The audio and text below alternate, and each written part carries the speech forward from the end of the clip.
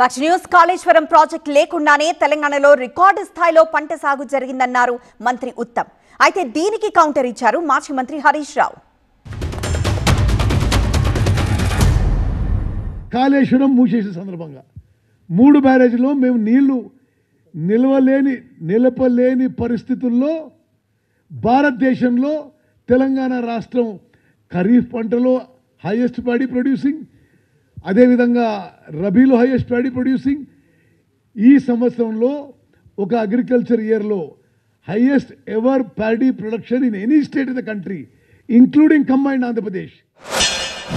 ఆ ఉత్తమ్ కుమార్ రెడ్డి మరి జ్ఞానం ఉందా లేదా నాకైతే అర్థం కాదు. ఆయన మాట్లాడుతుండే, నేను ఎక్కడ సూర్యాపేటలో మాట్లాడి ఏమంటాడు, కాళేశ్వరంతో 1 ఎకరం బారలేదట. రంగనాయక సాగర్ కాళేశ్వరంలో భాగం కాదా? మల్లన్న సాగర్ నీళ్లు వచ్చింది నిజం కాదా?